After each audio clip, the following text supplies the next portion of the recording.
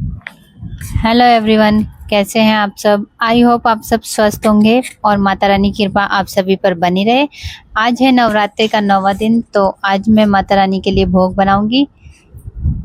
मैंने रात को ही चने भिगो दिए थे, तो सबसे पहले मैंने उठकर घर की साफ सफाई की, जो कि सबसे ज़रूरी होता है। उसके बाद मैंने चने को बॉईल करने के लिए रख दिया।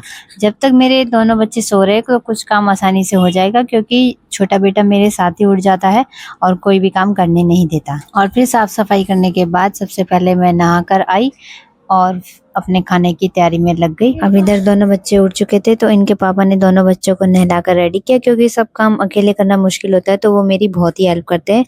आज तक डेली छोटे बेटे को नहलाने के लिए वो मेरी बहुत ही हेल्प करते हैं, क्योंकि अकेले बच्चों को संभालना बहुत ही मुश्किल होता है, वह अकेले नहीं संभलता। फिर मैंने मिर्च और टमाटर को काट के रख लिया और आलू को भी छील के रख लिया। उसके बाद मैंने तेल में जीरा डाला और सभी मसालों को मैंने पानी में भिगो के रखा था कुछ देर के लिए, जो टमाटर के साथ अच्छे से मिक्स करके उन्हें अच्छे से पका लिया। अब जब मसाले अच्छे से पक जाते तो मैंने आलू को मैश करके उसमें डाल दिया और बॉयल चनों को भी ऊपर से डाल दिया। थोड़े से चने मैंने बचा लिए, मुझे सूखे चने बनाने हैं इसलिए। अब दोनों बच्चे बहुत ही परेशान करने लग गए, क्योंकि मैं खाना नीचे ही बनाती हूँ तो छोटे का ज़्यादा ही ध्यान रखना पड़ता है। फिर मैंने आटा लगा के रख दिया और पूड़ी बनाने में लग गई। अब जब तक कढ़ाई में तेल गर्म हो रहा था तो मैं छोटी छोटी गोलियां बना रही थी, तो मेरा बेटा आके कहने लगा कि मैं भी आज आपकी हेल्प करता हूँ पूड़ियाँ बनवाने में। तो मैंने उसे 2-3 गोलियां बनाने का काम उसको सौंपा।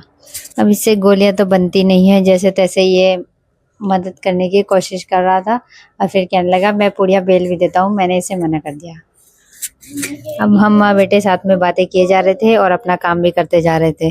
साथ में काम करने में बहुत ही मज़ा आता है, लेकिन जब अकेले करना हो, साथ में बच्चे को भी संभालना हो, तो थोड़ा मुश्किल हो जाता है। इनके पापा जब तक छोटे बेटे का ख्याल रख रहे हैं, जब तक मैं अकेले कुछ पूड़ियाँ बना लेती हूँ। और इधर फुली फुली पूड़ियाँ बनकर रेडी हुई और धीरे धीरे करके मैंने ऐसे सारी पूड़ियाँ बनाई, लेकिन बीच में आके इन्होंने मेरी मदद करी। अब पूड़ियाँ निकालने में कोई हेल्प कर दे तो बात ही कुछ और होती है। मैंने पूड़ियाँ सारी एक एक करके बेल दी। उसके बाद मैंने सूखे चने बनाने की तैयारी करी।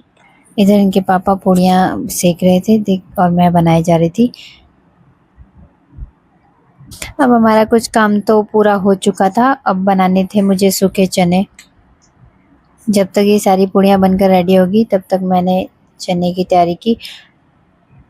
फिर मैंने एक पैन में जीरा डाला और सभी मसाले डाले और ऊपर से चने डालकर इनको मिक्स करके टेस्टी से चने बना लिए। मैंने यहाँ पर वीडियो की स्पीड थोड़ा तेज़ रखी है, वरना वीडियो काफ़ी लंबा हो जाता। अब सारी पूड़ियाँ बनके रेडी हो चुकी है, तो मुझे बनाना है सूजी का हलवा। उसके लिए मैंने कढ़ाई में सबसे पहले घी डाला और सूजी को डालकर उसे अच्छे से भून लिया। और जब सूजी भून गई अच्छे से, तो मैंने उसमें गर्म पानी डालकर अच्छे से मिक्स कर दिया। फिर मैंने इसमें डाली किशमिश और काजू और बादाम को रोस्ट करके रखा था, उसे अच्छे से क्रश करके इसमें डाल के अच्छे से मिला दिया।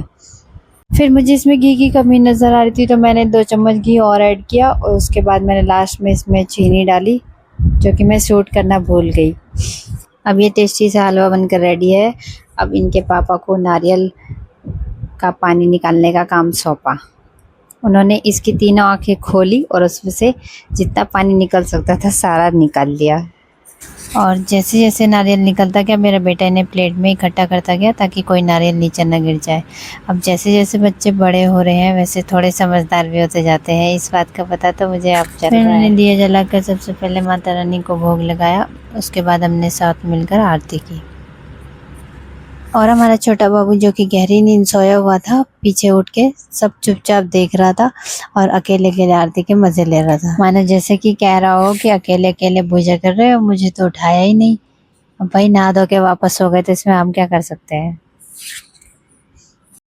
और हमने कोई कन्या पूजन नहीं किया है, हमने सिर्फ माता रानी को ही भोग लगाया है, क्योंकि आसपास में कोई भी लड़कियां नहीं है यहाँ जिससे कि हम किसी को बुला सके, और कोई किसी के यहाँ भेजता भी नहीं है। फिर हमारे घर कुछ देर बाद एक कन्या पधारी, जो कि मेरे बेटे की फ्रेंड थी, पर वो बिना बुलाए बिना बताए आई थी, जिसे देखकर हम सब बहुत ही खुश हो गए।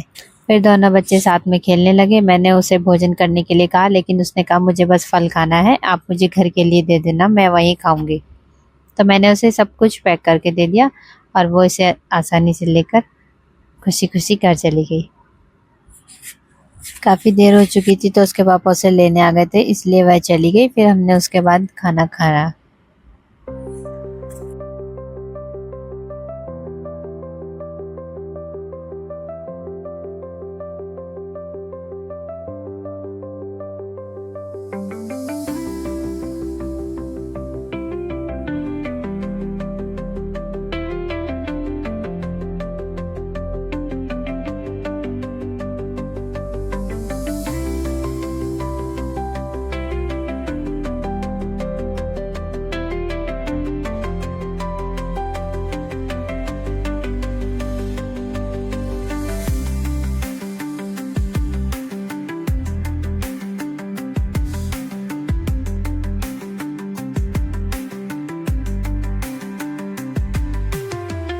उसके बाद मैंने अच्छे से सभी बर्तनों को साफ कर दिया और फिर से क्लीनिंग करनी पड़ी, क्योंकि खाना बनाने के बाद वापस से सामान बिखर ही जाता है। मुझे वीडियो एडिट करने में काफ़ी टाइम लग जाता है, छोटा बच्चा है, आप समझ सकते हैं। घर और सब कुछ एक साथ मैनेज करना पड़ता है। इधर मेरे सारे बर्तन धुल चुके हैं। और फिर शाम को हमारे घर से लगभग 1.5 किलोमीटर की दूरी पर माता का पंडाल लगा था, तो हम लोग वहां पहुंचे और माता रानी के दर्शन किए। इधर हमारा बाबू सभी चीज़ों को बड़े ध्यान से देख रहा था और माता रानी से यही कामना है कि बस सभी के जीवन में ऐसे ही खुशियाँ भरे। जय माता दी।